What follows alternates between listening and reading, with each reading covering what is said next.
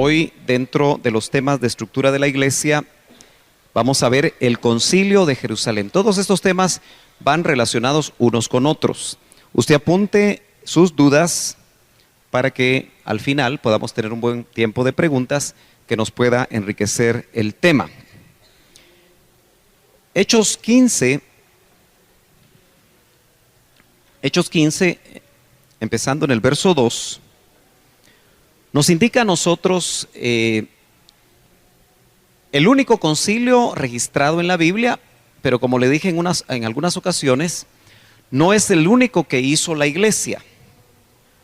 Yo no sé si a usted le cuesta pensar que la iglesia se le puede llamar iglesia en el siglo II, en el siglo III, en el siglo IV. Algunos quizá tienen un poco de problema en pensar que lo que se definía, por lo menos hasta la Edad Media, como la iglesia, si realmente lo era.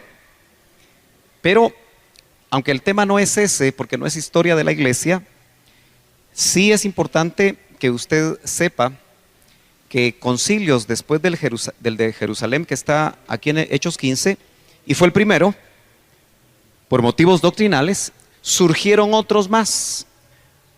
Recuerdo el de Nicea, recuerdo el de Trento, y hubieron varios concilios, todos con el mismo propósito de unificar doctrina, por lo menos en los tiempos en los que dirigían la generación de cristianos de ese tiempo. Aunque, como le digo, usted, si conoce un poco de la historia de la iglesia, podrá decir, bueno, esos concilios tal vez no eran muy válidos. Sin embargo, acuérdese que el concilio, o uno de estos concilios, definió el canon. Entonces tenemos que pensar que Dios, de alguna manera, a pesar que la iglesia desde el segundo siglo empezó a apartarse de los principios doctrinales, diríamos 100% puros, que habían dejado los apóstoles, porque Juan llega hasta el 96 después de Cristo, es decir, al cierre del primer siglo. Pero los discípulos de Juan, entre ellos me parece que uno de ellos fue Crisóstomo, de alguna manera los discípulos de Juan y los discípulos que dejaron los otros apóstoles, creo que mantuvieron hasta cierta generación los criterios todavía no manchados, no diríamos mezclados con la filosofía griega. Fue hasta Tomás de Aquino donde empieza fuertemente a mezclarse la filosofía griega con el cristianismo. Yo creo que Aquino de alguna manera como que era más versado en lo que decía Aristóteles y lo que decía Platón que en lo que decía Cristo. Y sin embargo, como les digo, no es historia de la iglesia, aunque ese tema es muy interesante. Esperamos verlo en lo que es la Universidad de Lim, pero eso va a ser el otro año. Entonces creo que vale la pena que nosotros nos demos cuenta, por lo menos a nivel de introducción, que este es el primero registrado en el canon, pero hubieron otros. Usted los puede, si usted quiere, investigar, pero los concilios están refrendados precisamente en la palabra. No se hace, que yo sepa, la iglesia protestante también hizo concilios. Y a través de los concilios, por ejemplo, puedo recordar uno donde ellos dicen sola fide, sola fe. De alguna manera manejan los conceptos en latín. Dice sola fe, sola escritura, sola escritura. Entonces, esa fue la confesión de Westminster, que de alguna manera en algún momento vale la pena que uno la conozca, porque es una confesión muy importante. Hoy en día muchos de esos conceptos de la confesión de Westminster se dejó totalmente de lado. Y bueno, como nosotros hemos estado viendo los domingos el diseño de Dios para la iglesia, es decir, el diseño que está esbozado por el Espíritu Santo en el Nuevo Testamento, lo hemos estado viendo a través de lo que entendemos que es sumamente importante en el diseño de Dios para la iglesia. Dios tiene un diseño para la iglesia, por lo tanto tiene un diseño para usted, que es parte de la iglesia. Hoy más que nunca se vuelve crítico que usted medite si el diseño de la iglesia local donde usted se está desarrollando realmente está de acuerdo al diseño de Dios para la iglesia. Porque usted sus hijos, sus nietos, si el Señor no ha venido, pueden sufrir la consecuencia de estar en un diseño anómalo, que puede ser un diseño bueno, humano, interesante, exitoso, pero no necesariamente bíblico. Y lo que necesitamos nosotros es conocer estos principios y estas enseñanzas. Bueno, leamos 15:2. En esta versión dice: como Pablo y Bernabé tuviesen una discusión y contienda no pequeña con ellos, en el contexto, leamos el 1, lo voy a leer en esta versión, dice: pero algunos que habían bajado de Judea decían a los hermanos: a menos que seáis circuncidados conforme al rito de Moisés, no podéis ser salvos. Nota lo que decían los de Judea. Ojo, esos de Judea tenían un conocimiento acerca de lo que era el evangelio. Y cuando uno une esto con Gálatas 2, se da cuenta que el mismo Jacobo estaba, o se le citaba de alguna manera como teniendo todavía ciertas cosas un tanto mezcladas por la transición que estaban viviendo los apóstoles del Cordero. Aquí ya no explico lo que son los apóstoles del Cordero, porque usted ya lo sabe y lo hemos estado viendo y lo hemos estado repasando. Entonces el problema era doctrinal. Se le decía a la gente cristiana que debían de ser circuncidados, y especialmente a los gentiles que no lo habían sido, conforme al rito de Moisés, y lo ponían como requisito para ser salvo. No sé, mis amados hermanos, porque esto no les atañe a las ladies, pero no sé, mis amados hermanos, si usted estaría dispuesto a circuncidarse como un rito para ser salvo.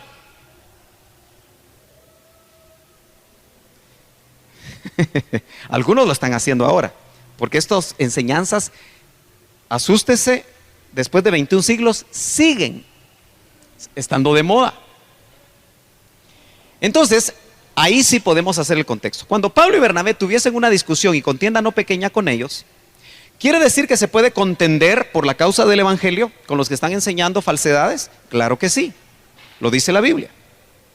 Dice: discusión y contienda no pequeña con ellos, con los que enseñaban esto, se dispuso que subiesen Pablo y Bernabé a Jerusalén. Estos dos tipifican los primeros apóstoles de la iglesia, o apóstoles del Espíritu, según lo que leímos en Hechos 14:14. Y algunos otros de ellos. ¿A quiénes iban a subir? A los apóstoles, entiéndase, los del Cordero, y a los ancianos, que esto cuando vimos presbiterio decía a los presbúteros, para tratar esta cuestión. Entonces, un concilio tiene como propósito involucrar a gente madura, gente con autoridad, gente con trayectoria. En este caso, la gente que había caminado con Cristo en su discipulado y que habían oído de las enseñanzas de Cristo, el evangelio, aunque tal vez no en la amplitud como Pablo había recibido revelación. Usted se recordará que Pablo dice: mi evangelio, ¿se acuerda? Dice: no me lo enseñó carne y sangre, haciendo ver que ningún humano no lo había aprendido en ninguna universidad teológica, no lo había aprendido en ninguna denominación que podría haberse desarrollado en esos tiempos, sino que él lo recibió directamente del Señor. Gálatas nuevamente nos indica a nosotros que Pablo, después que se convierte en el camino a Damasco, entra a Damasco, lo que conoce usted, y lo dice Hechos 9, como lo querían matar, lo descuelgan en una canasta, ¿se acuerda? Pero él, temeroso, se va a Tarso. Yo creo que cualquiera de nosotros que quieren atentar contra nuestra vida, tendríamos temor, ¿verdad? No nos vamos a hacer los fuertes y los valientes y decir: no, conmigo, yo no tengo temor. Se fue a Tarso y, como decía el doctor Ríos, se metió debajo de la cama. Pero Bernabé, que había sido delegado por los apóstoles del Cordero desde Jerusalén para apoyar la obra en Antioquía, como un hombre maduro, lo fue a traer a Tarso. La especialidad de Bernabé, que es un hijo de consolación, así significa su nombre, era rehacer a las personas.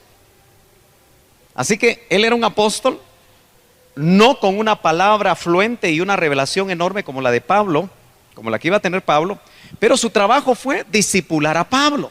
nada más y nada menos que discipular al apóstol Pablo. Quiere decir que Pablo no sería nada sin Bernabé. Y por eso los primeros capítulos del libro de los Hechos decía Bernabé y Saulo, Bernabé y Saulo, Bernabé y Saulo, y finalmente después vemos Pablo y Bernabé. Eso indica que ese orden habla de madurez y de jerarquía hasta cierto punto. Muy bien, entonces vemos nosotros que esa situación en la iglesia gentil, que se estaba diseminando en la iglesia gentil, trajo ese gran problema doctrinal. Y ellos vienen y se establece un concilio. ¿Cuántos días duraría el concilio? No lo dice la Biblia. Pero tengo que pensar que no fueron pocos días, no fueron pocas horas. Entonces sigamos para ver qué dice la Biblia, qué nos muestra Hechos 15 acerca de lo que es el concilio de Jerusalén. Uno de los problemas que creo que incluso la iglesia del siglo XXI está afrontando es que necesitamos unidad. La iglesia de Cristo necesita unidad. Y la Biblia nos habla a nosotros de unidad del espíritu y unidad de la fe. En este caso el concilio estaba buscando en el inicio de la iglesia unidad de la fe. Y hasta cierto punto era, yo diría, más fácil buscar la unidad de la fe porque todavía estaban los testigos oculares. Estaban aquellos que habían caminado con Cristo y que podían decir, mira Jacobo, así no es la cosa, el Señor no nos dijo eso. Y se podían hasta corregir unos a otros. Y cuando los que eran columnas, Jacobo, Pedro y Juan, entrevistaron en Jerusalén a Pablo, que también Gálatas no lo narra, y dice que nada le enseñaron, pero le dieron la diestra de compañerismo. Quiere decir que la revelación que el apóstol Pablo llevaba, que venía directamente del Señor, fue refrendada por los apóstoles del Cordero, al punto que cuando Pedro en su primera epístola, me parece, ya maduro este hombre, este apóstol, reconoce el ministerio que le dieron al apóstol Pablo y reconoce que es difícil de entender. Miren, si a Pedro le costaba entender lo que le revelaron a Pablo, y si a usted le cuesta entender y a mí me cuesta entender, pues sintámonos nosotros un poquito consolados, porque a Pedro le costaba entenderlo. Y decía que los indoctos lo torcían. Entonces nosotros tenemos que cuidarnos de ser indoctos en las cosas de Dios para no torcer la palabra del Señor. La unidad estaba en juego. Esto, si algunos historiadores ubican la muerte de Pablo en el 64 después de Cristo, tuvo que haber sido por lo menos entre los años 50 que se hizo este concilio de Jerusalén. Usted lo puede estudiar, yo no estoy dando ahorita una fecha exacta, pero fue en el primer siglo. Podríamos decir que si el Señor nace en el -4 y muere en todo caso en el 29 o en el 30 de nuestra era, apenas habían pasado 15 o 20 años antes de que surgiera tal polémica doctrinal.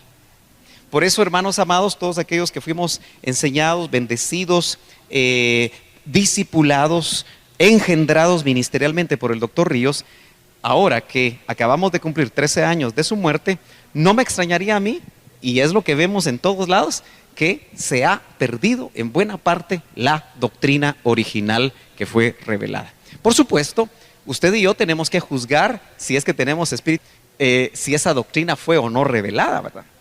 Porque el doctor Ríos no era un hombre infalible. Pero mucha de su doctrina que está ahí expuesta y que la seguimos exponiendo, y parte de este seminario lleva ese propósito, es para que cada uno al enfrentarnos a ella podamos sacar nuestras conclusiones y tengamos también revelación acerca de ella. ¿Cómo se iba a trabajar entonces la unidad? A través de conciliar. Concilio habla de una acción, de un verbo, conciliar. Y todos aquí sabemos lo que es conciliar. Si dos amigos se enojan, pues hay que conciliarlos. Si los esposos se enojan, que eso casi nunca pasa. Es muy extraño que los esposos se enojen, ¿verdad, hermanos? Es muy difícil que se enojen los hermanos. Hay que conciliarlos. Las relaciones entre padres e hijos también son bien difíciles de conciliar, pero el propósito entonces de un concilio es conciliar. Viene del latín conciliare. Aquí va a hablar usted griego, hebreo o latín, aunque sea una palabra, ¿verdad? Conciliare. Y traducido quiere decir concertar, poner de acuerdo, a los que estaban opuestos entre sí. El propósito entonces era conciliar a los de Judea con Pablo y Bernabé y por supuesto todos los demás actores involucrados. Eso era lo que se estaba buscando. También conformar doctrinas aparentemente contrarias. Uno quisiera, en madurez, sentarse a conciliar la doctrina de la prosperidad, si es que se puede conciliar con los que la predican. Lo más probable es que no nos ponemos de acuerdo. Uno quisiera conciliar diferentes puntos de vista que de hecho, aún todos aquellos que fuimos engendrados por el doctor Ríos podemos tener diferencias ya en cuanto a ciertos puntos doctrinales. Por ejemplo, una buena parte de los ministros que caminaron con el doctor Ríos seguimos creyendo que la iglesia novia se va antes que inicie la semana 70 de Daniel. Otra parte de ministros que caminaron con el doctor creen que se va a la mitad. Ya hay una diferencia, ¿verdad? O sea que si eso fuera cierto, usted se queda a la mitad de la tribu. No sé si le gusta esa. Pero otro grupo también que caminaron con el doctor Ríos creen que la iglesia se va al final de la semana 70 de Daniel, como lo dicen muchos ministros. Y la razón es porque ya no ven, se les hace invisible la parusía y se vuelve solamente efectiva para ellos la segunda venida de Cristo o la epifanía. Pero hay otros que dicen, ya no viene. Entonces ya entre nosotros tendríamos que hacer un concilio. Y me imagino que la contienda y la discusión sería también no pequeña. Por eso, como los guatemaltecos, los chapines, no nos gustan los problemas, no hay concilios. ¿Me está siguiendo? Conformar doctrinas aparentemente contrarias.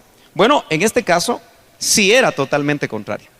Entonces, ¿cuál es el punto? Recordemos, es la unidad, buscar la unidad. Un concilio busca eso.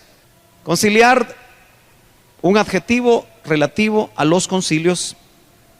También un conciliar. Esto ya se utiliza en la iglesia grandota. Usted sabe cuando decimos la iglesia grandota a qué nos referimos, ¿verdad? Se le da el nombre de conciliar al que asiste a un concilio. Pero eso es porque ellos están acostumbrados a hacerlos continuamente. Muy bien, sigamos. Entonces, ellos siguen haciendo concilios. La necesidad de los concilios. Cada vez que hay desacuerdos doctrinales, debería de haber conciliación, debería de haber concilios. Por eso creo yo que aún entre nosotros, bueno, en cierta manera hemos intentado, yo en lo personal a veces he intentado hacer reuniones donde tratamos de conciliar. Y bueno, no es tan fácil. No es tan fácil porque cada quien tiene su revelación, entre comillas, tiene sus argumentos teológicos, tiene sus argumentos escriturales, y lo que se necesita, como lo vamos a ver en Hechos 15, es espiritualidad. Si no hay espiritualidad y no somos buscadores de la verdad de Dios, yo se lo he dicho a la iglesia y le recuerdo muchas frases del doctor, porque en pocas frases o en pocas palabras él nos decía cosas muy importantes. Él nos decía, yo no busco mi verdad. Y yo digo lo mismo, yo no busco mi verdad. Usted no debe buscar su verdad. Usted debe de buscar la verdad de Dios, donde esté. Cuando un ministro lucha y hace una apología de su verdad, normalmente se puede equivocar. Tenemos que buscar la verdad de Dios donde esté. Y la única manera para poder tener testimonio de la verdad de Dios es que, para empezar, seamos espirituales. Porque una es la unidad de la fe y otra es la unidad del Espíritu. Cuando hay unidad del Espíritu, y yo creo que aunque aquí aparentemente había batallas, de repente hasta se arremangaron. No, no lo dice la Biblia, solo lo dice en el griego, que se pusieron de cara colorada. Se pusieron bravos.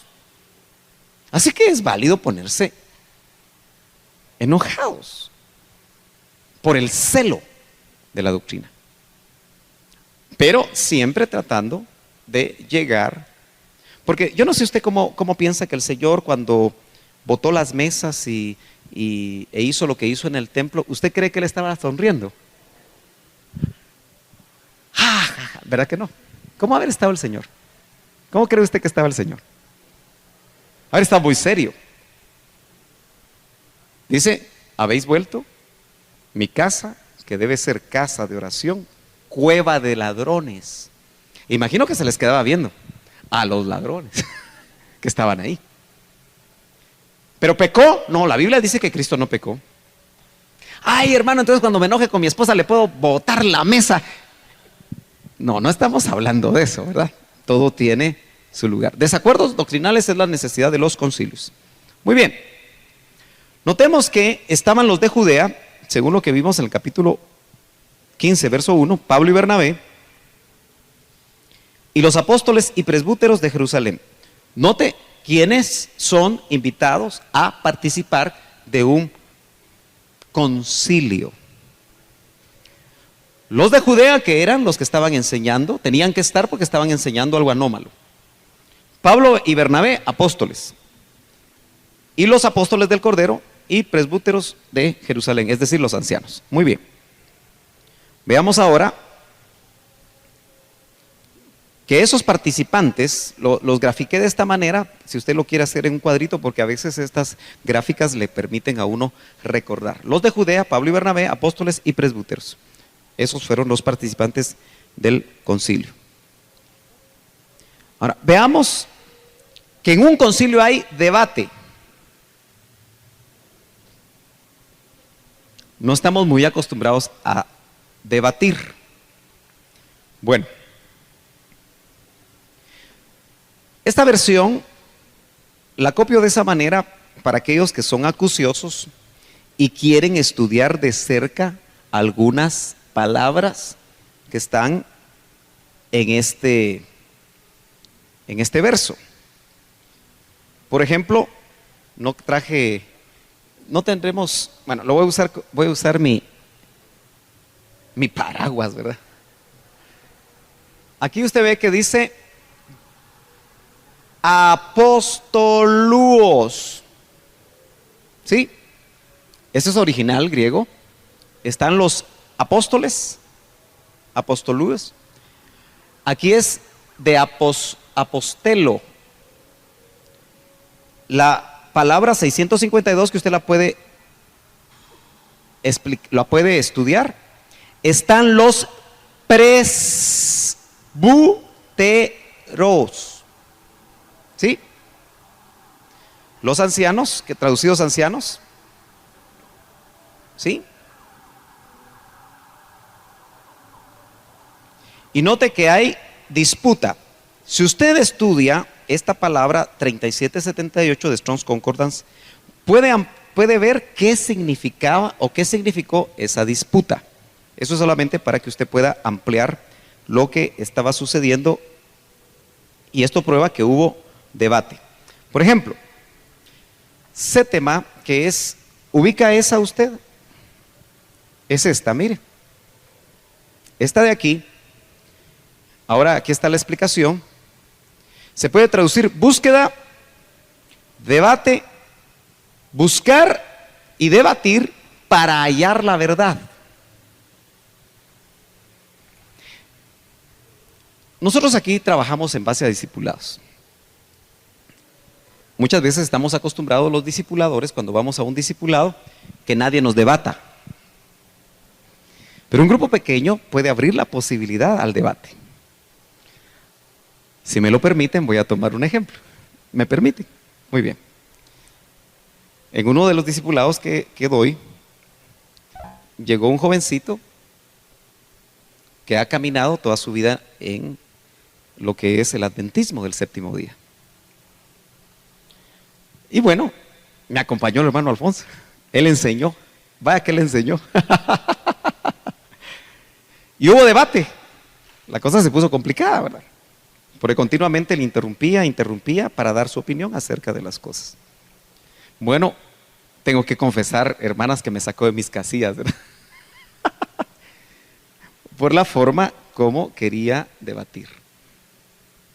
Sin embargo, tenemos que estar nosotros preparados, como dice, me parece, la segunda epístola de Pedro. Dice que nosotros tenemos que tener un espíritu de mansedumbre. Yo no sé, yo creo que ahí no lo tuve yo.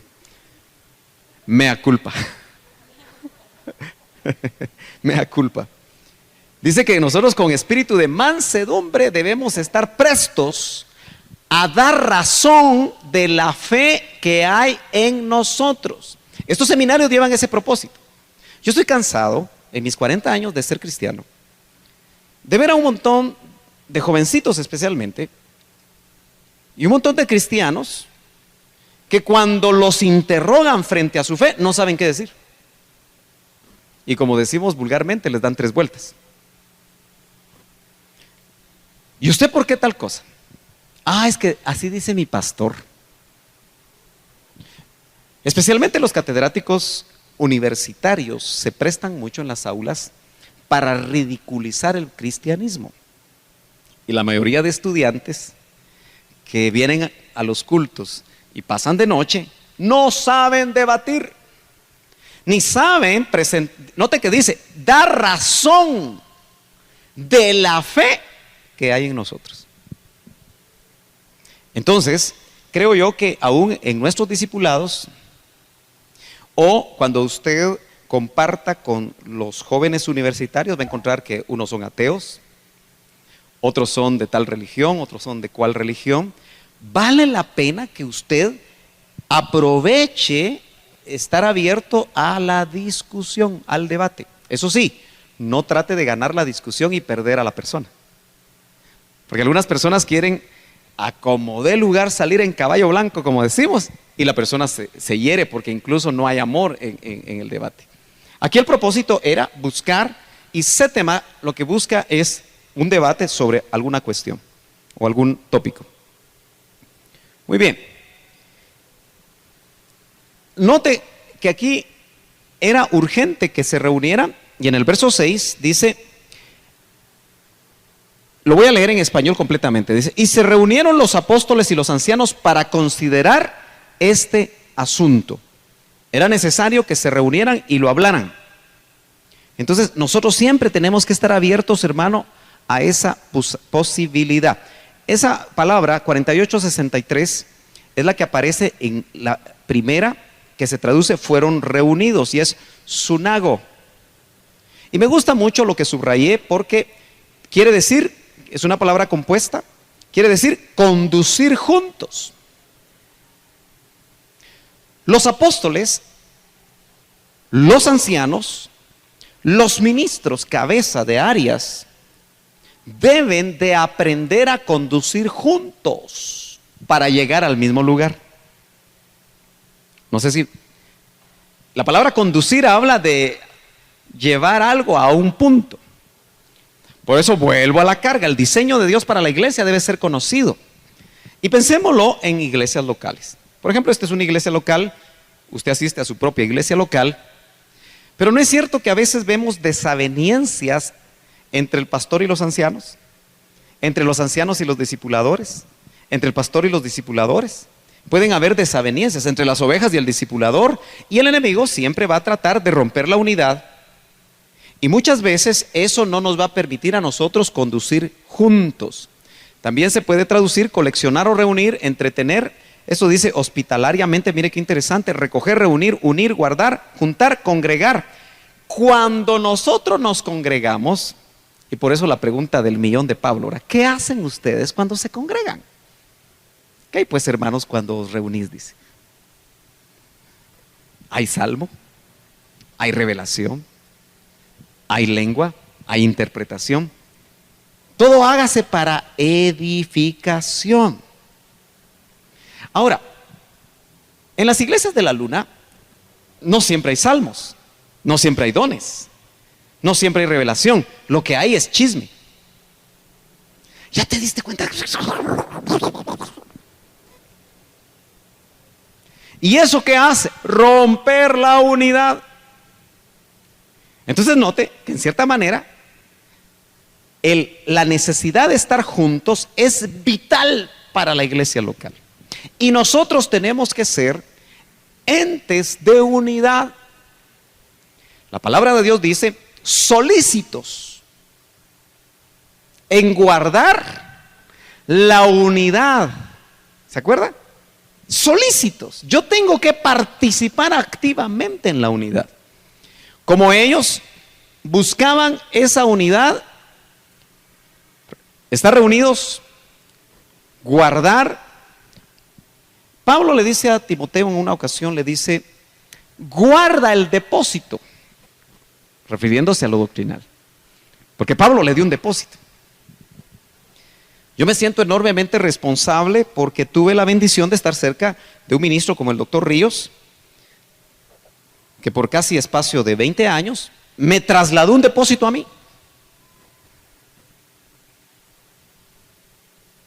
Y es necesario que lo transmita, que lo exponga otra vez, que me gaste haciéndolo. Para las nuevas generaciones, por eso yo invito mucho, me alegro que tú hayas venido y eres joven. Yo me gozo que aquí la mitad de los que están son jóvenes. Todos, dice, gloria a Dios. Espíritu joven también hay. Yo lo tengo bastante joven. Pero qué importante es que haya jóvenes, porque si el Señor tarda en venir, yo he chequeado que me quedarán unos 20 años de mucha fuerza para hacer la obra de Dios. No le estoy diciendo que me voy a despedir a los 70, pero estoy hablando de fuerza. Entonces, si aquí hay jóvenes de 15, 20, 25 años, cuando yo tenga 70, son ustedes los que van a estar predicando la palabra. ¿Y qué van a predicar? ¿Van a predicar prosperidad? Qué triste. ¿Van a predicar el reino ya? ¿Se van a meter en la política? ¿Van a ser progresistas? ¿Van a tratar de mover a la iglesia hacia un lugar equivocado? Esa es la necesidad de dejar legados. Yo creo que el doctor quiso dejar el depósito, y eso viene desde Pablo. Pablo le dejó a Timoteo, Timoteo a otro, y en la cadena discipular estamos nosotros. Muchos de ustedes oyeron al doctor Ríos por años, y probablemente puede ser que estén creyendo otras cosas doctrinales actualmente. Y yo creo que nos van a pedir cuentas del depósito. Claro, usted y Dios saben cuál es el depósito que usted tiene. Y hoy más que nunca tenemos que ser firmes para poder mantenernos en lo que el Señor espera y lo que este concilio de Jerusalén, ya vimos que podemos discutir, ¿verdad?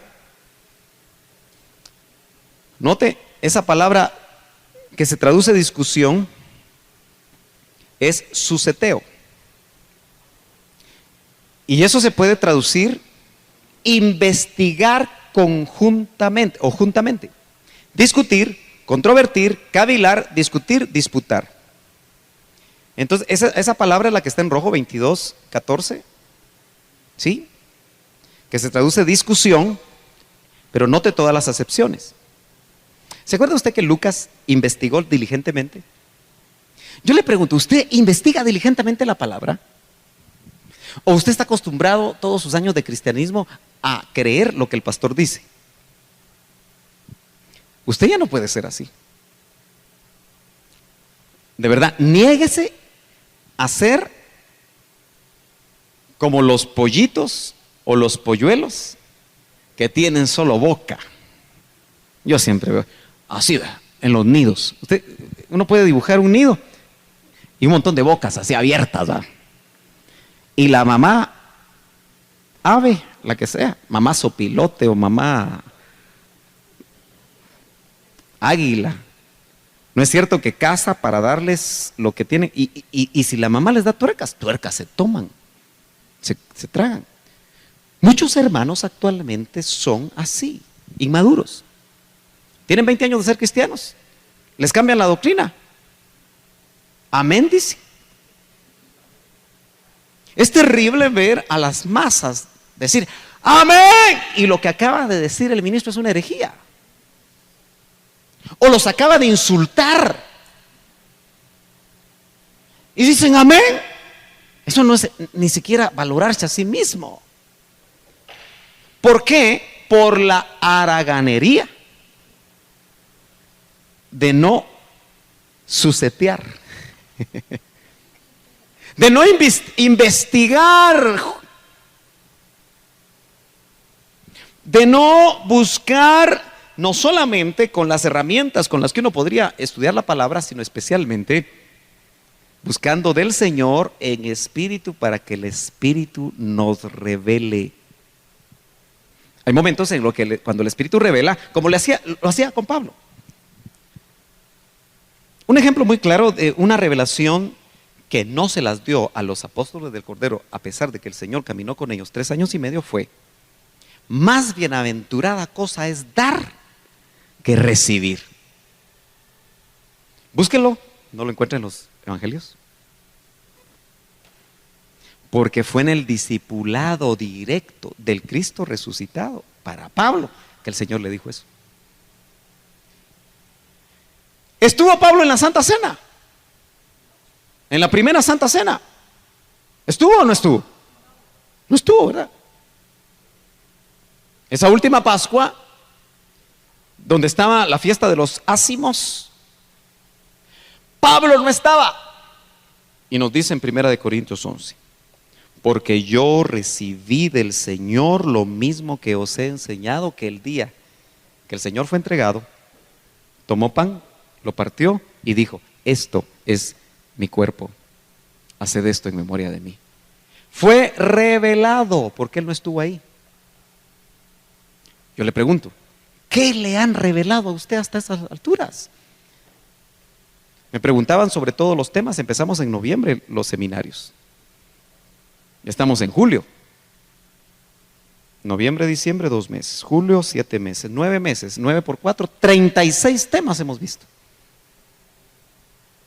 Tal vez usted ha visto la mitad, otros menos. Aquí hay gente que los ha visto todos. Yo me pregunto, ¿ya los tiene usted como parte de su corazón porque el Señor se lo reveló a usted, porque usted ha ido a investigar? O cuando le pregunten a usted sobre el holocausto, va a decir, saber, usted mejor pregúntele al hermano pastor. A estas alturas del partido, usted tiene que tener la doctrina bien definida. Por causa del tiempo, ya deberíais ser maestros. ¿Podemos discutir entonces?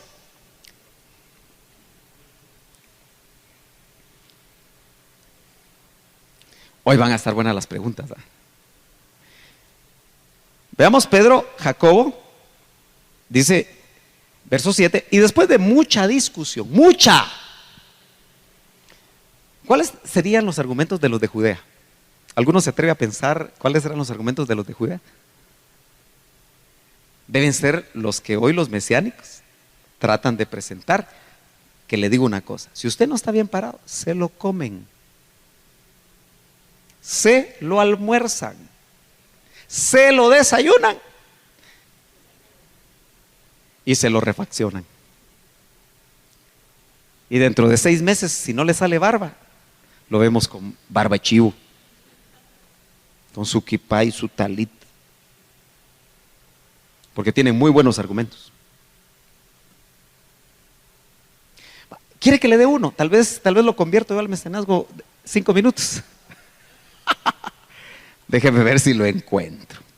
Permítame un momentito, quiero tomar unos 3 minutos. Dice, cuando llegaron a Jerusalén, estoy leyendo 21:17. Los hermanos nos recibieron cordialmente. Y al día siguiente Pablo entró con nosotros ante Jacobo y se reunieron todos los ancianos. Y después de saludarlos les fue refiriendo una a una las cosas que Dios había hecho entre los gentiles por medio de su ministerio. Y ellos al oírlo glorificaban a Dios. Luego le dijeron: ya ves, hermano, cuántos millares hay entre los judíos que han creído, pero todos son celosos. Ojo, ojo, ojo. Lea bien, bien, bien el 20. Dice: ya ves, hermano, le dice Jacobo, apóstol del Cordero, ¿cuántos millares hay entre los judíos que han creído? ¿Sí? Pero todos son celosos observantes de la ley. Ahí vienen los mesiánicos y dice: el rabino Shaul, porque como a ellos les gusta cambiar, ¿va? El rabino Shaul, Jacobo dice que todos los judíos que habían creído eran celosos observantes de la ley. ¿Lo leyó, Vaya, sigamos. Ay, hermano, ¿será que hay que guardar la ley? Y les han informado acerca de ti, Pablo, que enseñas a todos los judíos que están entre los gentiles a apostatar de Moisés, diciéndoles que no circunciden a los hijos ni practiquen las costumbres, entiéndase, las de la ley. ¿Qué hacer pues? Sin duda oirán que has venido. Por tanto, sigue nuestro consejo. ¿Quién se lo está dando? Jacobo. Este Jacobo es el hermano de Jesús, hermano en la carne. Sigue nuestro consejo. Tenemos 4 varones ligados con voto. ¿Esos 4 varones ligados con voto eran cristianos? ¿Habían creído? Si estaban con ellos, por supuesto. Tómalos contigo, purifícate con ellos. Eso es de la ley, ¿verdad? Si no, tendríamos que purificarnos literalmente nosotros.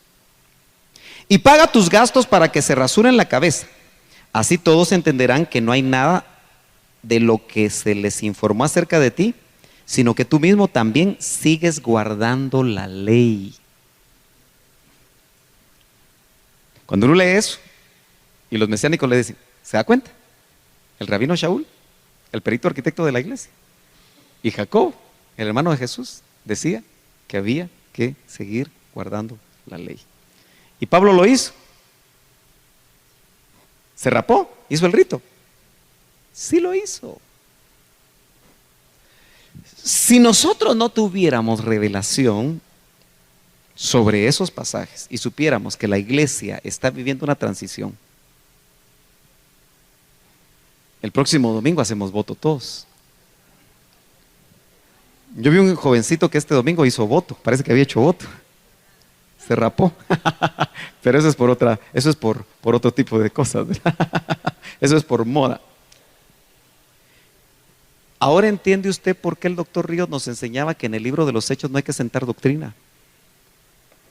Porque es la iglesia desarrollándose en un periodo transicional y es la iglesia niña.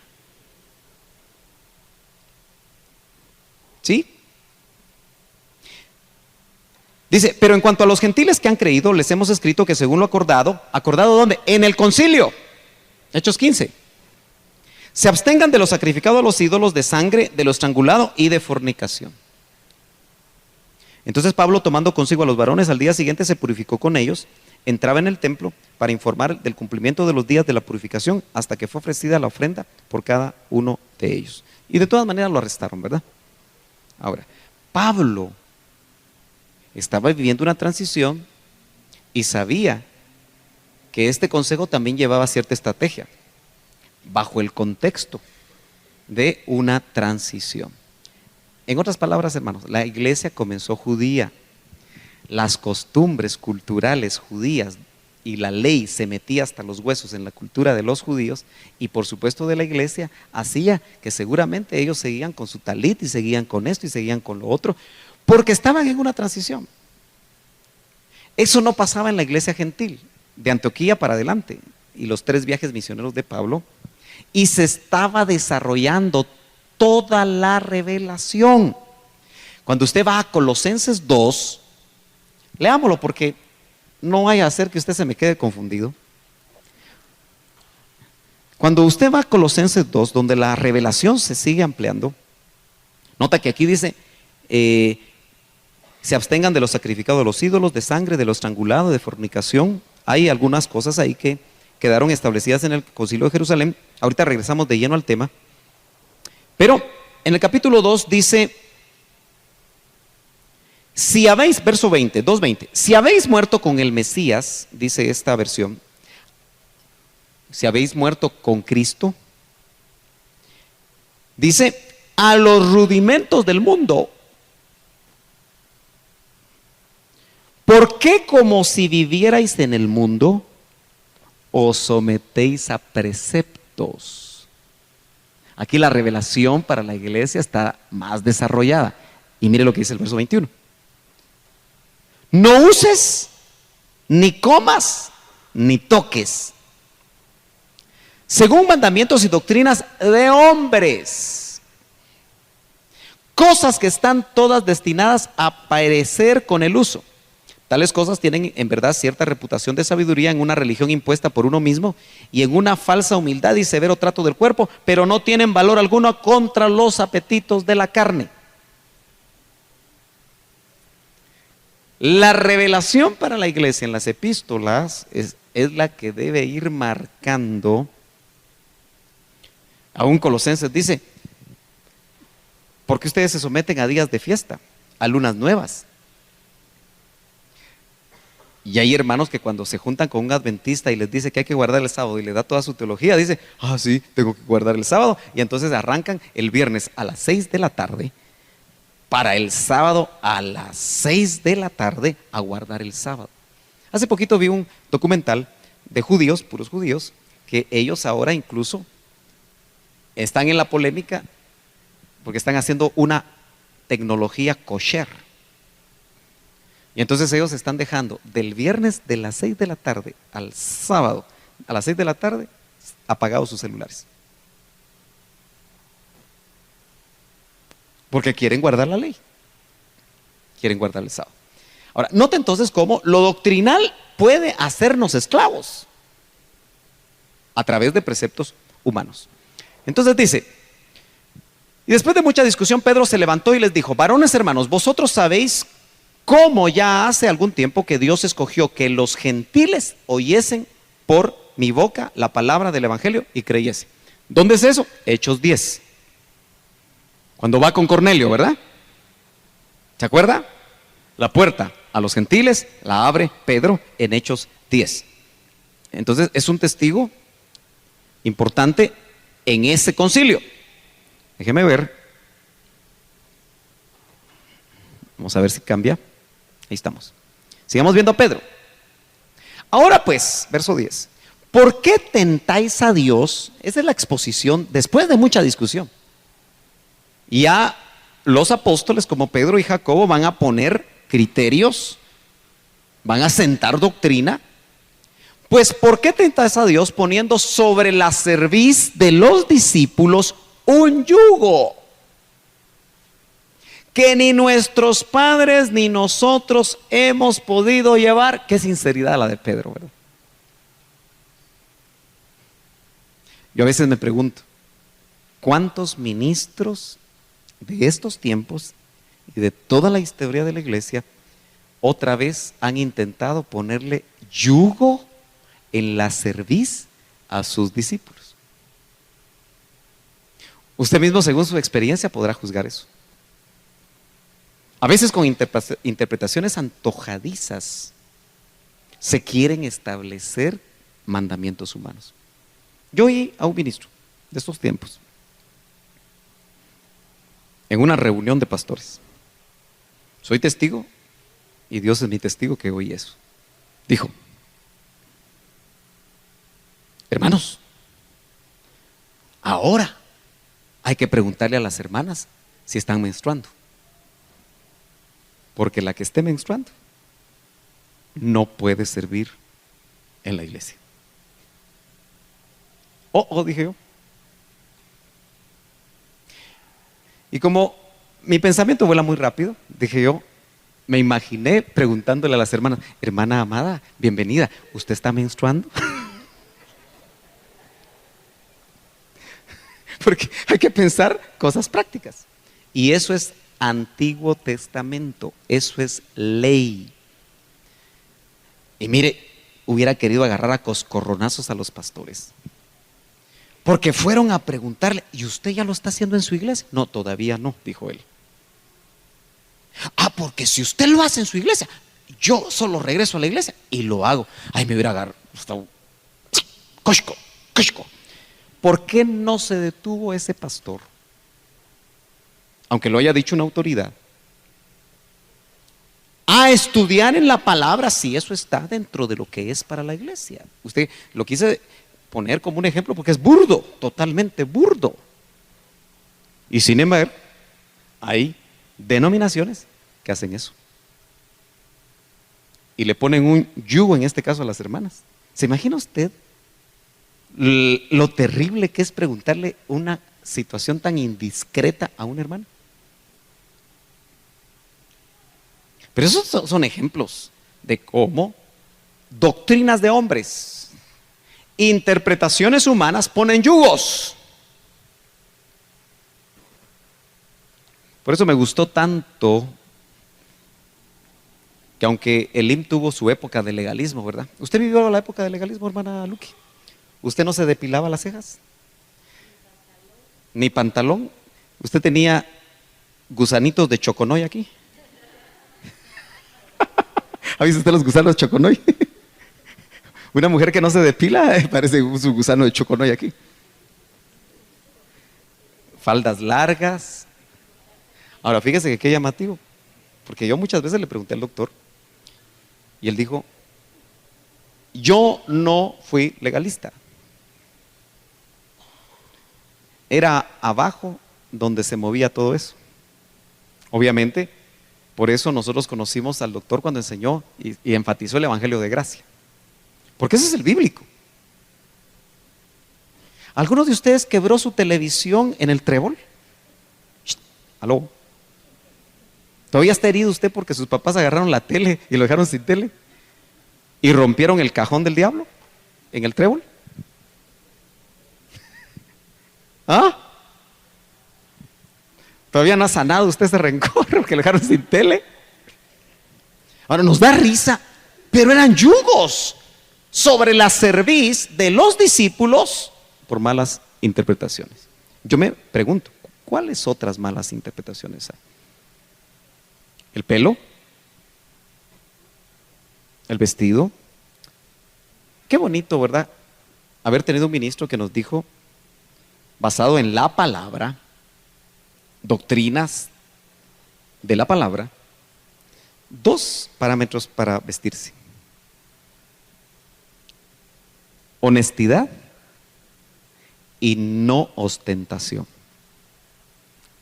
Y él decía, no hay figurín cristiano. ¿Y por qué a veces queremos meter a la gente como que si hubiera figurín? ¿Usted sabe que hay iglesias que le miden la falda a la persona? Y no entra si no tiene falda. A mí me dicen, fíjese que como a mi esposa le gusta que use barba, por eso la uso. Y no me sale mucho, pero ahí vamos. Mis hijas me dicen, si te quitas la barba, ya no te reconocemos. Si te quitas los lentes y te pones de contacto, ya no te reconocemos. Qué raro se ve uno, ¿verdad? Bueno. Pero en esos tiempos no se podía usar barba. Era del diablo usar barba, carnal. Si usted usaba barba y bigote. Así que yo de plano que iba a parecer puro Shell Lauger García, ¿verdad? Porque cuando uno que se quita el bigote se da cuenta que le crece a uno la boca. Puro Shell Lauger García. Bueno, yugos humanos. Y yo me pregunto, ¿cuántos otros yugos estaremos poniendo? ¿O estarán poniendo? Yo espero no estar poniendo usted. Gloria a Dios. Sigamos. Pablo está presentando su postura. Mire a Bernabé y Pablo. Entonces toda la multitud cayó. Y aquí era multitud usted. Y oyeron a Bernabé y a Pablo que contaban cuán grandes señales y maravillas había Dios hecho Dios por medio de ellos entre los gentiles.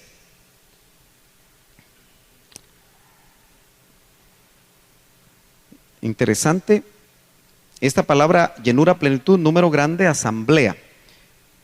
Quise subrayar la palabra multitud, es pledsos, porque en realidad era una asamblea. Mire, esa es la acepción. También se puede traducir pledsos como congregación. Ok, sigamos. Porque estamos tratando de ver lo que es un concilio. ¿Quiénes participaban ahí? ¿Qué era lo que hacían? 15:13. Y cuando ellos callaron, es decir, Pablo y Bernabé, quiere decir que en un concilio hay diferentes opiniones y posturas, pero noten que aquí, después de mucha discusión, estaban llegando a consensos. ¿Sí? Pero los consensos los estaban dando apóstoles. Gente que era considerada columnas dentro de la iglesia. Y cuando ellos callaron, Jacobo, el hermano de Jesús, entiéndase, respondió diciendo: varones hermanos, oídme. Y con esto, con todo lo que vienen hablando, especialmente que Pablo y Bernabé dicen que los gentiles están llegando a los pies del Señor, concuerdan las palabras de los profetas. Aquí Jacobo saca revelación, porque bajo revelación del Espíritu va a interpretar palabra del Antiguo Testamento. Entonces dice: después de esto, volveré y reedificaré el tabernáculo de David que está caído.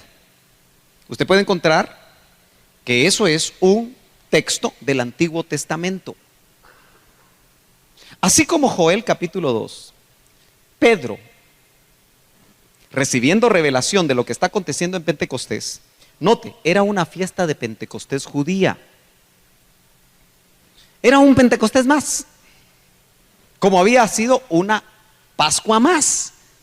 Cada año había Pascua, cada año había Pentecostés, y ese Pentecostés de Hechos 2 era otro Pentecostés más. Solo que Dios tenía un plan para hacer de ese Pentecostés tradicional judío un Pentecostés totalmente sui generis, totalmente diferente. Porque vino el Espíritu Santo y con el estruendo, con las lenguas que se aparecían sobre las cabezas de los 120 que estaban en Pentecostés, Pedro se levanta y dice: varones hermanos, esto es lo que dijo Joel. ¿Y quién le dijo a Pedro que era lo que dijo Joel capítulo 2?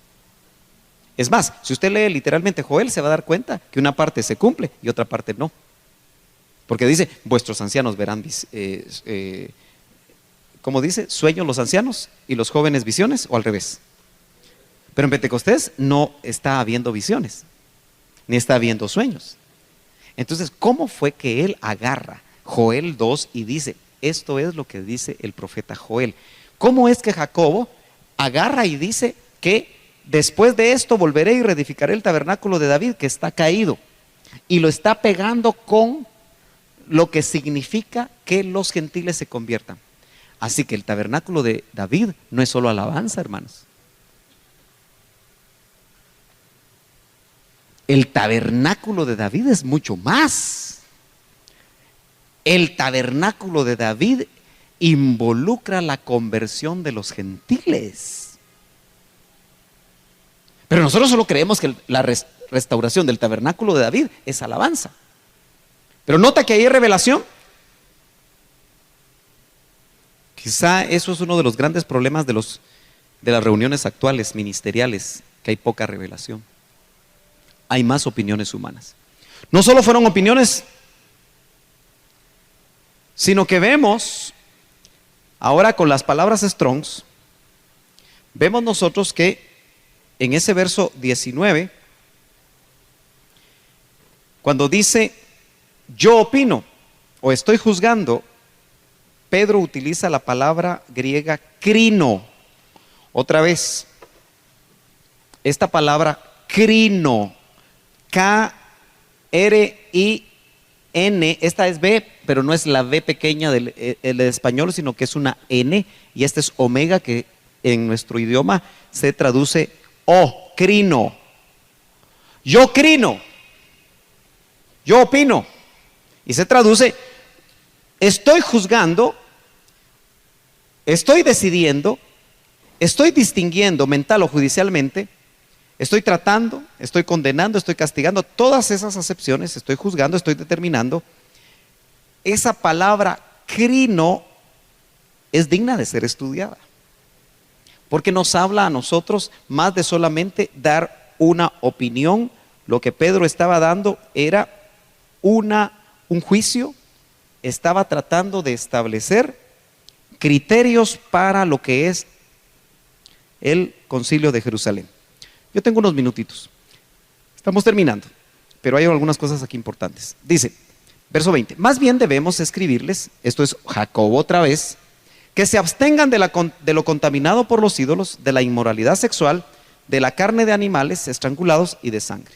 Bueno, el Concilio de Jerusalén estableció sus criterios en Hechos 15 para los que se convertían de los gentiles.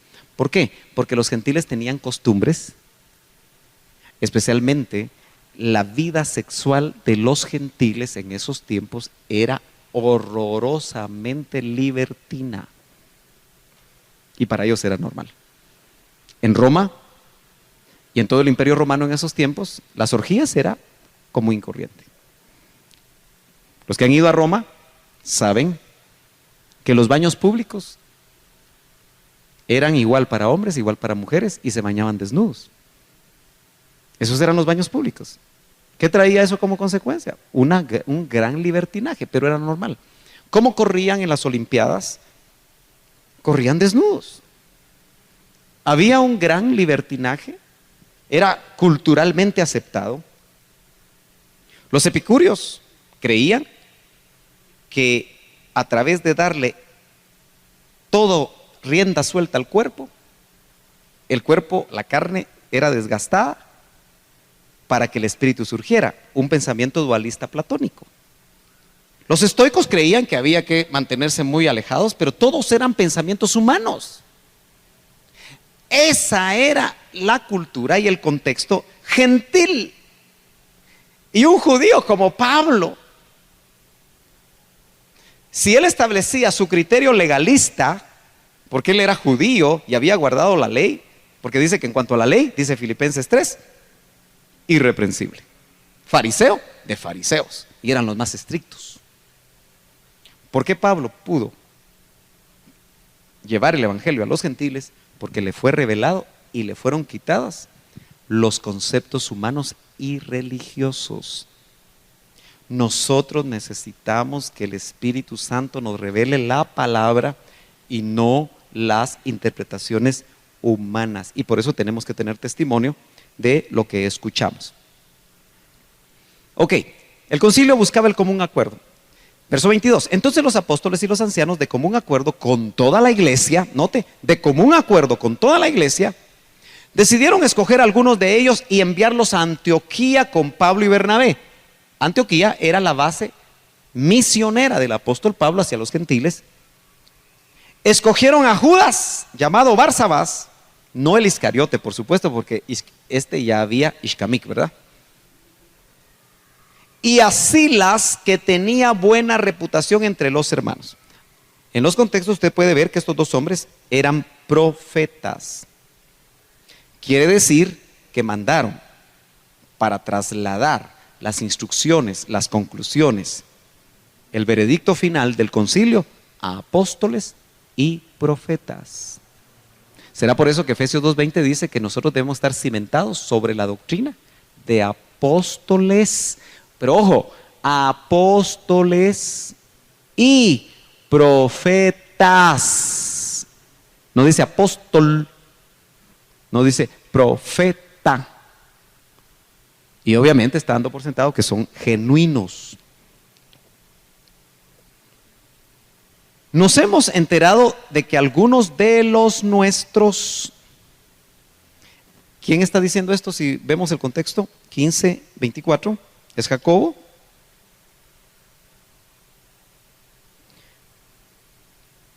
¿Quién está hablando ahí? Jacobo, ¿verdad?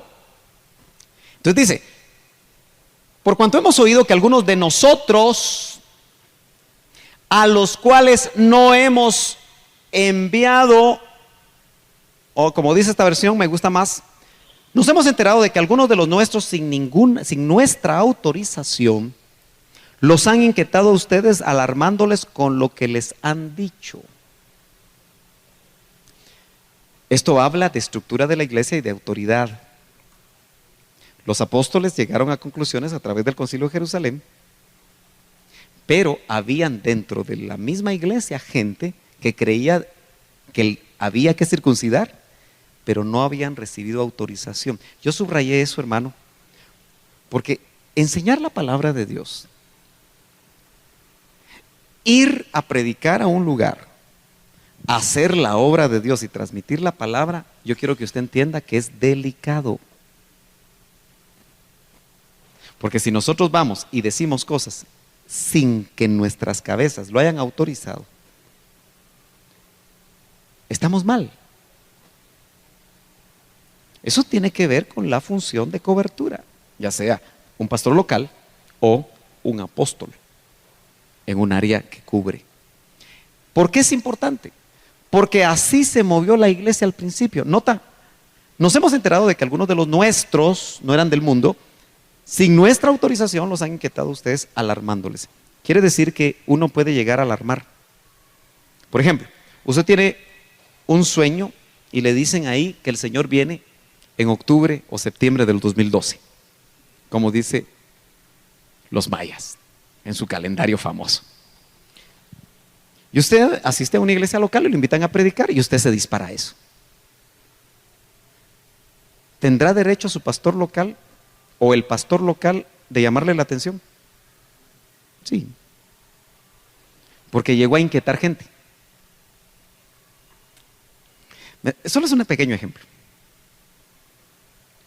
Por eso, su revelación personal, sujétela a autoridades reconocidas, para que juntos puedan ver si eso realmente viene de Dios. Muy bien, sigamos viendo el común acuerdo, que es lo que se busca en los concilios. Así que de común acuerdo hemos decidido escoger algunos hombres y enviarlos con nuestros queridos hermanos. Es otra versión, por tanto les enviamos. Fíjese que aquí quise poner esto, porque se acuerda usted que la palabra apóstol quiere decir enviado. Y la palabra griega aquí en 15:27 es por tanto les enviamos. Aquí es el verbo apostelo. ¿Se recuerda que la vez pasada le hablé que leí un folleto que dice que los apóstoles apostelo son los que tienen cierta cantidad de iglesias? ¿De dónde sacaron eso? Si en realidad el verbo apostelo y el sustantivo apóstolos es lo mismo, y que obviamente habla de ser enviados bajo características que hemos visto ya aquí, pero aquí se hace énfasis en les enviamos a apostelo, a Judas y a Silas para que les confirmen. Me gusta esta palabra, si usted la puede estudiar, estúdiela, porque nosotros muchas veces nos equivocamos al saber o al pensar o al enseñar cuál es la función de los apóstoles del Nuevo Testamento de hoy, o mejor dicho, de los profetas. Y casi siempre creemos que los profetas de la iglesia son iguales a los profetas del Antiguo Testamento. No son iguales. Y aquí vemos que Judas y Silas, que son profetas de la iglesia, una de sus funciones es confirmar personalmente lo que les escribimos. Por eso es que los profetas confirman a los apóstoles. Pero también esa palabra estudiada, usted se va a dar cuenta que involucra ir estableciendo algunas cosas importantes dentro de la iglesia. Por eso un profeta del Nuevo Testamento tiene que tener palabra.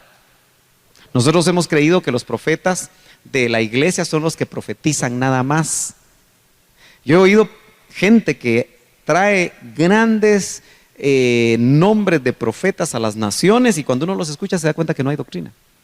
Lo que tienen es, normalmente sus actividades terminan lanzando a los países profecías que generalmente no se cumplen. Y es que el profeta del Nuevo Testamento tiene abundancia de palabra. ¿Quiere que lo leamos en Hechos 15? Déjeme ir a los últimos versos. 32. Vamos a leer desde el 30. Así que ellos, una vez despedidos, bajaron a Antioquía y después de reunir a la asamblea, entregaron la carta. Y cuando la leyeron, se regocijaron por la consolación. Imagínense ustedes los gentiles que ya estaban pensando lo que les iba a doler la circuncisión, porque querían ser agradables a Dios.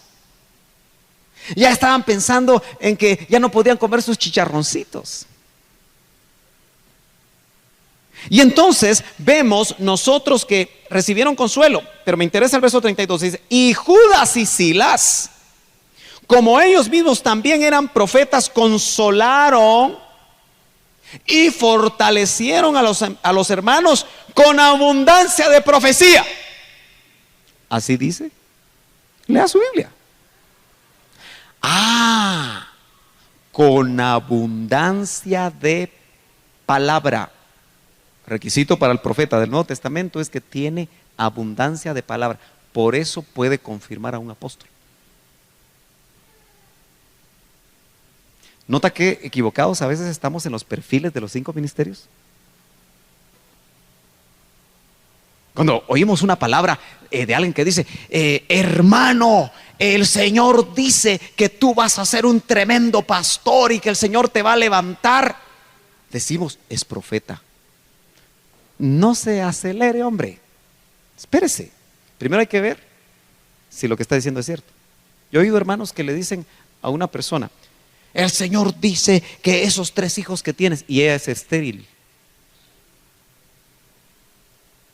Tal vez por la fe le van a venir los 3 hijos, pero le está diciendo que los 3 hijos que tienes. Mucho cuidado realmente con el ejercicio de las funciones ministeriales. ¿Nota usted? Los cuales también eran profetas y consolaron a los hermanos, a todas las iglesias, con abundancia de palabra. Y qué rico es que le digan a uno los profetas de hoy: varón, dice el Señor que si tú siembras esto que tienes que sembrar ahora, Dios te hará millonario. Qué rica la profecía. ¿Y cuántos frustrados hay? Porque la profecía dizque de Dios nunca se cumplió. Bueno, ¿cree usted que sea importante? Aunque yo le digo, yo cada vez que enseño los temas de estructura de la iglesia, siempre veo bostezos, siempre veo gente aburrida, pero para mí es necesario. Ya casi estamos terminando la serie de estructura de la iglesia porque es importante. Pero ¿no cree que nos pone a nosotros bases? ¿No cree que nos pone a nosotros estructura realmente? Porque al final y al cabo nosotros conformamos la iglesia del Señor. Bueno, ya vamos a entrar, déjeme ver. Sí, eso creo que fue profetas en función apostólica. ¿Por qué pongo esto en pregunta? Y Judas y Silas, como ellos también eran profetas, consolaron y confirmaron a los hermanos con abundancia de palabras. ¿Por qué en función apostólica? Porque van con apóstoles y van haciendo la función de confirmar, pero no son apóstoles, son profetas. Hoy sí, las conclusiones finales. Hoy más que nunca necesitamos la unidad ministerial, ¿no es cierto? Especialmente entre aquellos que tenemos la misma identidad doctrinal y el mismo ADN espiritual. Por eso, cada 15 días, ahora es aquí en este lugar, y yo he tomado la libertad de invitar a los que quieran venir. La Comunión Internacional de Ministerios Elim se reúne acá a las 10 de la mañana, miércoles cada 15. Hoy no hubo. Julito, tú viniste, ¿verdad? Tú fuiste el que me llamaste. Es cada 15, o sea, a partir del otro miércoles. El que tenga oportunidad, yo creo que tiene toda la libertad de venir a escuchar. Y estas reuniones pastorales es para ir afinando con aquellos que tenemos la misma identidad doctrinal y el mismo ADN espiritual. Por ejemplo, hemos tratado de definir si, como dicen varios hermanos que salieron del IM, hoy hay pastoras. Y las hermanas van a decir: ¡amén! Pero ¿habrá pastoras en el diseño de Dios de la iglesia? ¿Habrá apóstolas en el diseño de Dios para la iglesia? ¿Será que el quitar que las hermanas puedan ser apóstolas y pastores será una interpretación machista de la Biblia? ¿O será que la Biblia tiene sus criterios? Y así podríamos hacer muchas preguntas. Yo me hago preguntas. ¿Serán válidas las proclamas a final de año? No sé si me estoy llevando a alguien, pero en realidad, yo me pregunto, ¿serán válidas las proclamas? ¿Serán bíblicas? Que se declare, como declaran los chinos, el año del ratón y el año del gallo y el año... ¿Será válido para la iglesia de Cristo? ¿Habrá antecedentes bíblicos? ¿O realmente recibieron revelación los apóstoles de hoy para hacer proclamas y declarar el año de la gracia, si todos los años son de la gracia, hermanos? ¿Quién le dio permiso a ese ministro de establecer el año de la gracia? Pero si el año de la gracia está desde hace 2000 años.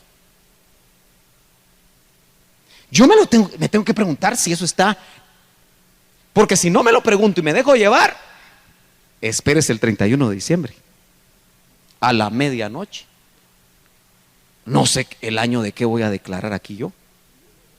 Y no sé cuántos de ustedes se van a ir. ¿Por qué no nos preguntamos esas cosas? Porque nos hemos acostumbrado a decir amén. Amén y amén. Y yo no estoy diciendo si es malo o no. Yo me pregunto, ¿estará en la Biblia? ¿Realmente estará en la Biblia?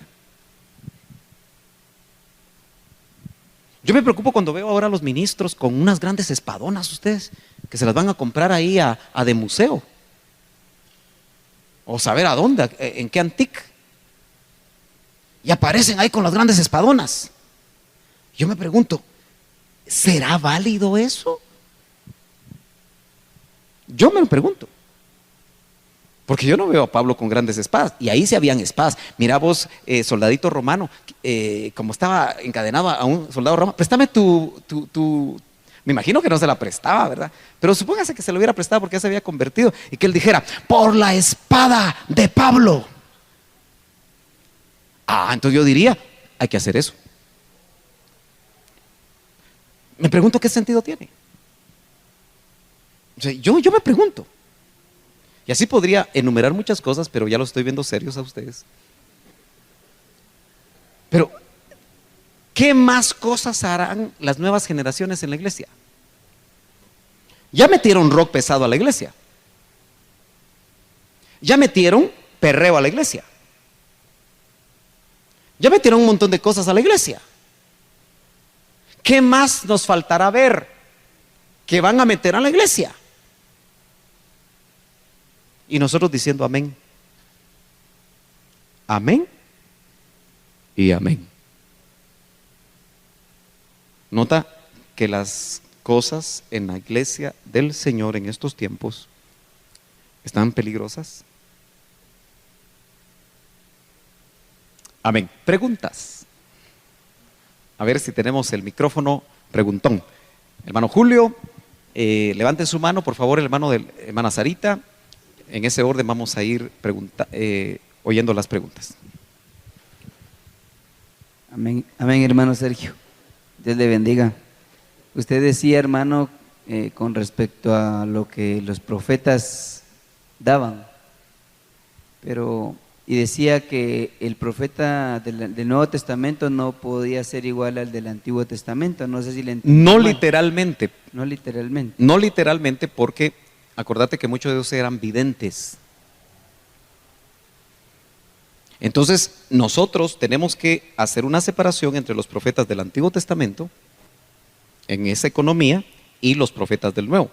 No hay mucha abundancia de características en el Nuevo Testamento, pero sí en dentro del contexto del Concilio de Jerusalén, lo que vemos es que ellos consolaban. ¿Sabes por qué consolaban? Porque dice 1 Corintios 14 que las profecías, porque sí hay profecías en un profeta, pero no es solamente eso, sino que las mismas profecías están amparadas con abundancia de palabra, y no de cualquier palabra. Entonces, nota que dice que una profecía es para exhortar, para consolar y para edificar.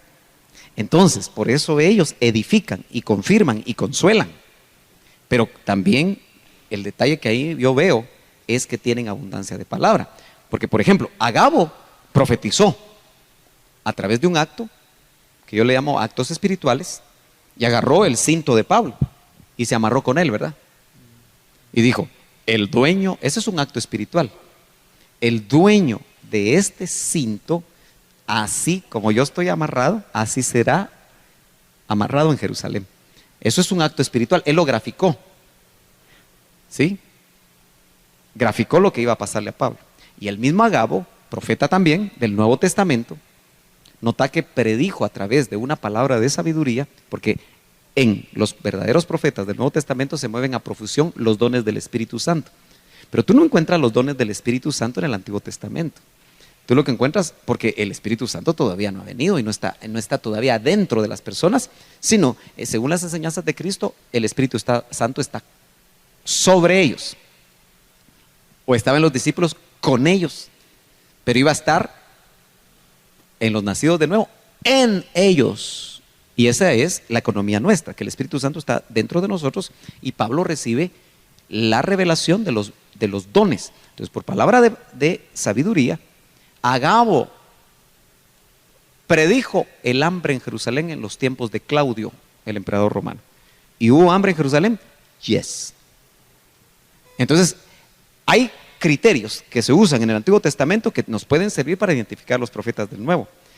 Pero, por ejemplo, los profetas del Antiguo Testamento, date cuenta que en algún momento hasta ejercían una función de gobierno, según eran los casos. Mientras que hoy los profetas están sujetos, otra característica distinta. Los profetas eran la única boca de Dios en el Antiguo Testamento. Hoy vemos que jerárquicamente, si vas a 1 Corintios 12:28, dice, lo primero apóstoles, no dice lo primero profetas. Lo primero apóstoles, lo segundo profetas, lo tercero maestros. Y llamativamente ahí, aunque uno puede expulgar y encontrar a los evangelistas y a los pastores, no los menciona, ¿verdad? Sino dice, lo primero apóstoles, lo segundo profetas, ¿lo han leído? Lo tercero maestros. Ahora, ahí yo lo que veo es que establece prioridades de función. Por ejemplo, dentro de los 5 ministerios, un apóstol recibe revelación que tiene que ir a romper piedra a la China, porque el Espíritu le dice, ve a abrir obra en la China, igualito como reciben revelación los apóstoles de hoy. Solo reciben revelación New York. No, la China comunista. Dios le da a ese apóstol esa visión, porque los apóstoles reciben la visión, pero no saben qué parte de la China. Entonces Dios levanta un profeta y le dice, en Shanghái. Yo no sé si Shanghái es de... ¿Usted que fue a la China? Sí, ¿verdad? En Shanghái. Porque China tiene miles de ciudades. Y el Espíritu le dice al profeta, porque los profetas tienen dirección. ¿Sí? Entonces, Shanghái, confirmado por profeta. Entonces, el apóstol llega y rompe piedra, porque la función apostólica es romper piedra. Después llega el profeta y confirma, o trabajan juntos. O el mismo ministro es apóstol y profeta, porque hay combinaciones. Lo tercero que debe llegar es el maestro, a confirmar doctrina. La doctrina, obviamente, apostólica y profética, revelada para afirmar a los que se han convertido en Shanghái. Pero para mantenerse cuidados se necesita un pastor. Noten cómo trabajan los 5 ministerios. Y para que se expandan numéricamente se necesita el evangelista. Ahora, si trabajáramos así, qué maravilloso sería el trabajo de los 5 ministerios. Nota que cada uno tiene su función. Entonces, por eso, lo primero apóstoles, porque llegan a romper piedra. ¿No era Pablo el que iba con Bernabé a romper la piedra, pues? Y una vez dejaba establecidos, note que ahí hacían aún labor de evangelistas. Y dejaban establecida la iglesia y dejaban ancianos. Dentro de ellos surgía un ministro pastoral. Y también vemos evangelistas, ¿verdad? Porque para expandir aparece Felipe, el cual también era evangelista, y se va a armar la gran campaña a Samaria.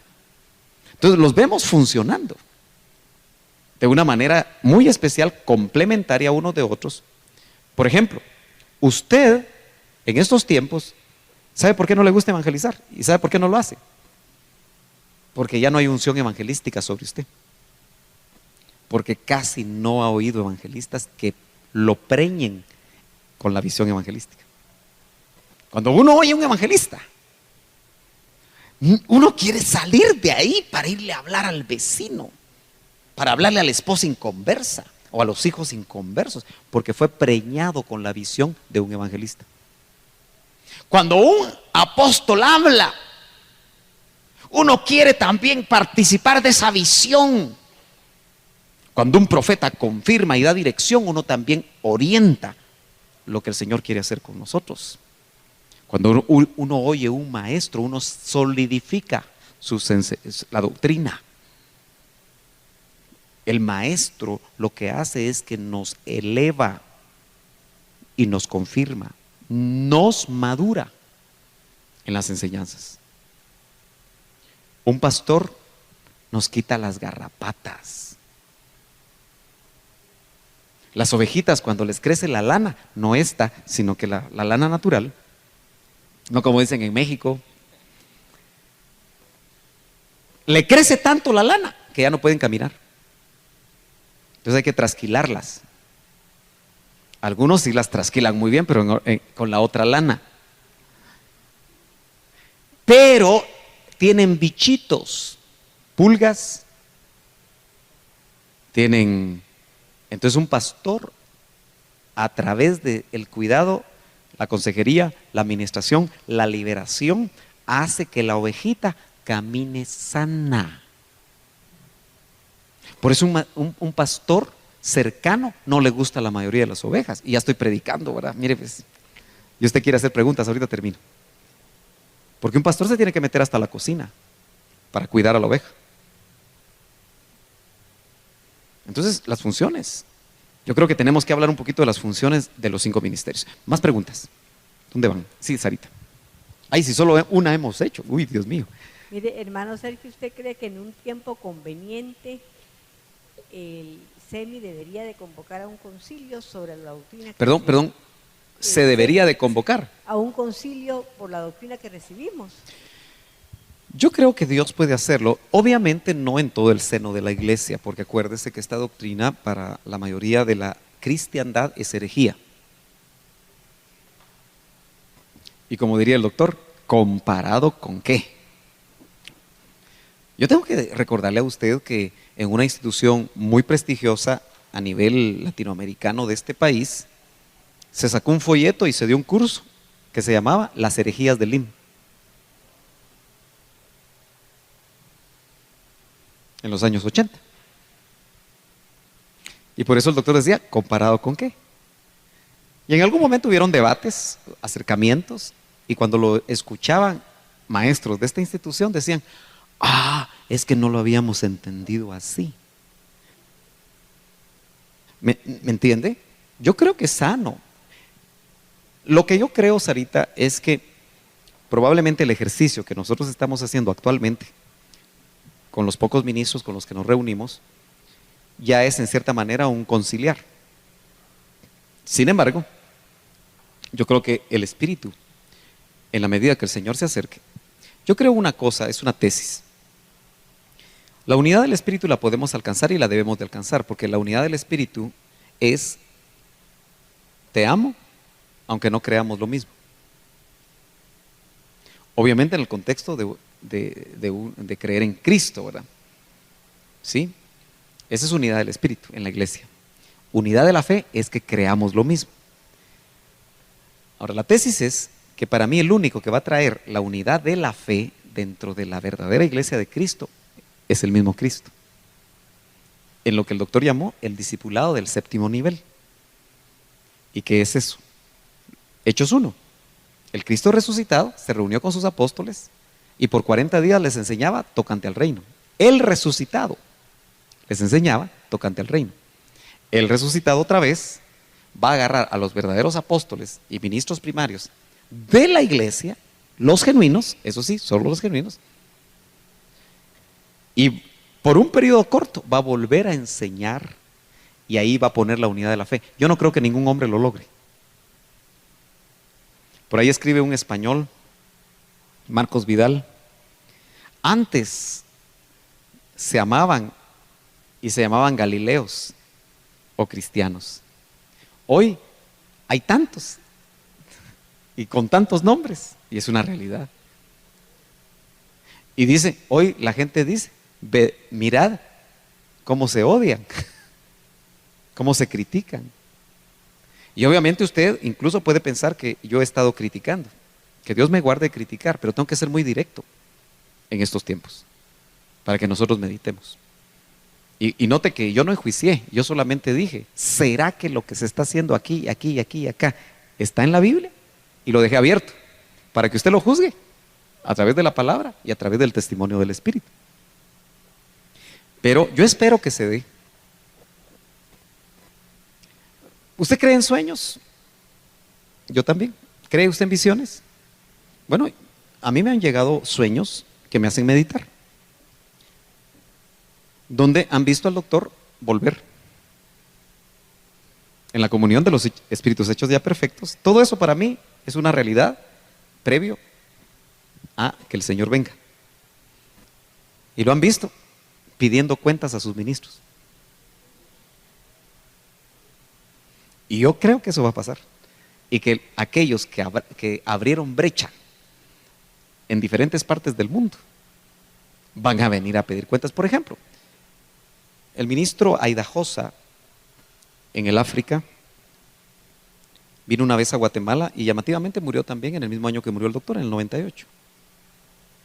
Cuando se fue tenía 6,000 iglesias en África. Y solo murió y se volatilizó todo. Una parte le quedó a la esposa, otra parte le quedó a otra. Igualito que aquí, entre nosotros. Cada quien se repartieron los vestidos. Yo me imagino que a Hidalgosa le van a dar permiso también para que venga a pedir cuentas. Ay, ¿por qué no el Espíritu? ¿Y por qué no el Cristo resucitado? Porque Dios respeta a sus autoridades delegadas. El Señor, antes de venir, se va a reunir, va a tener una santa cena con los verdaderos apóstoles, como la tuvo antes de morir. Él dice y profetiza: no beberé más de este jugo de la vid hasta que regrese. Y en la santa cena, antes de morir, se identificaron los Judas. En la santa cena que viene, se van a identificar los Judas otra vez. Y otra vez el Señor les va a decir: lo que tienes que hacer, hazlo pronto. Y note que en ese Judas, detrás del bocado entró Satanás.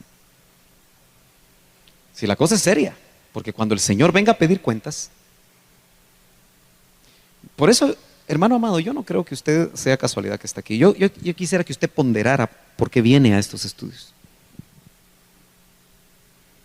y qué está haciendo con lo que está recibiendo y qué va a hacer con lo que está recibiendo, porque al que más se le da, más se le demanda. Otra pregunta: ¿dónde van las preguntas? ¿Ya no hay preguntas? Ya nos vamos. ¿Preguntas? ¿Preguntas y respuestas? Sí, hermano Jorge, ¿a quién levantó primero? Aquí mi hermana Juanita y luego hermano Jorge, si no levantó alguien. Levante bien la mano para que los hermanos puedan ver los turnos. Sí, hermana Juanita. Era acerca de las escuelas de profetas que hay ahora, hermano Sergio. Sí, las escuelas de profetas es otra cosa que se está llevando a cabo. Y mire, yo por eso tengo mucho cuidado con sentar doctrina del Antiguo Testamento. La doctrina para la iglesia está en el Nuevo Testamento. Yo no veo en el Nuevo Testamento escuela de profetas. Se ve en el Antiguo Testamento, con Eliseo, con Elías. Ahí se ve la escuela de profetas. Si nosotros tratamos de chequear, lo que está sucediendo es que debe ser la batería, ¿verdad? Se está trayendo cosas del Antiguo Testamento y al tener el modelo del Antiguo Testamento del profeta se traslada. Por ejemplo, si hay escuela de profetas, ¿por qué no hay de apóstoles? Porque no hay de evangelistas, porque no hay de pastores y porque no hay de maestros. Eso es lo primero que yo preguntaría. Segundo, ¿se podrá enseñar en una escuela de profetas a ser profetas? No, porque el profeta nace, no se hace. Jeremías 1:5. Te di antes de que nacieras y fueras formado en el vientre de tu madre, te di por profeta a las naciones, preexistencialmente. Entonces, el ministro nace, no se hace. Entonces, la escuela de profetas, manejada como se está manejando actualmente, yo creo que traslada tal vez criterios de experiencia. Ahora, claro, ustedes han oído que a veces dicen, es que el hermano o la hermana tiene es un profeta en ciernes, dice. ¿Ha oído eso? O es un apóstol en ciernes, o es un maestro en ciernes. Eso lo decía mucho el doctor. ¿Qué quiere decir eso? Que se le están viendo ciertas... Porque Dios es el que establece a los ministerios.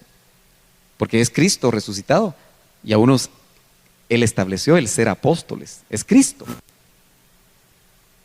Pero los hombres los reconocemos. ¿Me está siguiendo? Los hombres los reconocemos. No los hacemos, solo los reconocemos. Entonces se ven características. Y entonces puede haber en una persona que ya el Señor lo llamó profeta, un desarrollo. Si a ese desarrollo dentro del seno de una iglesia local o dentro del seno de otros profetas reconocidos le pudiéramos llamar escuela de profetas, sería válida. Pero me parece a mí que se está manejando de una manera inadecuada. Es que mire, lamentablemente oímos campanas y las desarrollamos. Porque, por ejemplo, yo puedo pensar que hubo un rema para las proclamas. Que hubo un rema. Un rema de Dios sobre que el énfasis de la iglesia el año próximo va a ser tal cosa, va a ser evangelismo. Pero de un rema no hay que hacer doctrina. Porque entonces ya nos quedamos el año 1, el año 2, el año 3, el año 4, el año 5, el año 6 y nos metemos en problemas. Yo he estado viendo personas que están definiendo todo lo que van a predicar ese año en base al mismo tema. Y yo me pregunto, ¿y si el Espíritu le quiere decir otra cosa a la iglesia? Y ya se amarró con el esquema. Ya aparece el pastor que yo tenía, que compraba un sublibro con 52 mensajes y el primer domingo de enero predicaba el mensaje que decía el libro, el segundo domingo de enero predicaba el siguiente y como no compraba otro libro, al siguiente año otra vez empezaba con el mismo. Ya los jóvenes sabíamos al tercer año cuál le tocaba. Es más o menos lo mismo. Yo creo que el Espíritu es creativo, hermanos. Y si hay ministerios con revelación que deseamos oír lo que el Espíritu dice. Yo a veces tengo líneas de temas, pero a veces hago un paréntesis, porque el Señor me dice, predica esto. Porque hay necesidad, algo está viendo el Señor. Otra pregunta, ¿dónde van? Así, hermano Jorge. Hermano, Dios le bendiga. Amén. Mi consulta es, ¿cómo poder entender los ambientes proféticos? Pues a veces, como, no sé, o sea, son cosas que tal vez incluso al entendimiento es un poco raro, ¿verdad? Y como que a veces también en algunos movimientos proféticos hay exageraciones de ciertas cosas. Ajá. O sea, ¿cómo modular eso, verdad? El hermano Otto mencionaba acerca de los ambientes proféticos y decía que sí se podría llegar a entender. Bueno, acuérdate que en 1 Corintios se están normando los dones en Corinto. ¿Se acuerdan? Y hay un verso, a ver si lo encuentro, si no, alguien me ayuda. Pero el verso dice que cuando un profeta habla, porque no todo el que profetiza es profeta, pero un profeta puede profetizar. ¿Estamos de acuerdo? No todo el que profetiza o tiene don de profecía es profeta, pero un profeta puede profetizar. Entonces, me llama la atención que hay un pasaje que dice, sí, verso 29, 1 Corintios 14, 29, dice, los profetas hablen 2 o 3. Esos no son los que tienen el don de profecía, son ministerios proféticos. que deberían de moverse dentro de una iglesia local. Y los demás, entiéndase, profetas, disciernan. Y también podemos ser nosotros los que vamos a discernir. Entonces, en la iglesia de Corinto había profusión de dones y profusión de ministerios. Hoy el problema que tenemos en las iglesias locales es que apenas la misma hermanita levanta su voz de profecía, porque la mayoría de hermanos tienen miedo de ser usados por el Espíritu. Yo, como le digo a la iglesia, yo estoy cansado de solo oír profecía, palabra de profecía, lengua, interpretación de lengua. Yo quiero oír discernimiento de espíritus, palabra de sabiduría. Yo no me quiero quedar solamente con 3 donecitos. Pero ¿sabe cuál es el problema?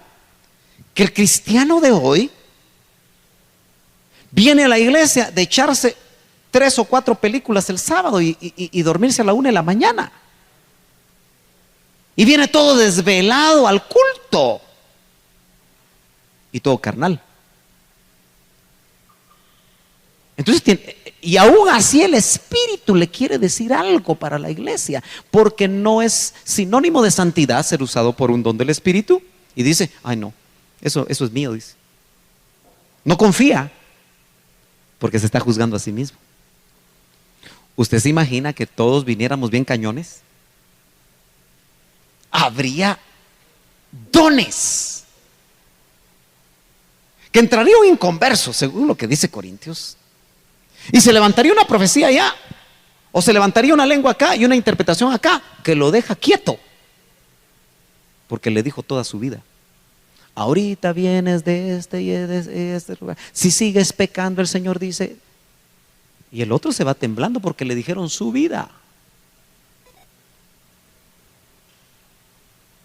Ese es el evangelio que se practicó, se predicó y se vivió en Elim. Y por supuesto, en todas las diferentes generaciones de la iglesia que anheló lo de Dios. Vamos a ser corresponsables. Terminamos y nos vamos.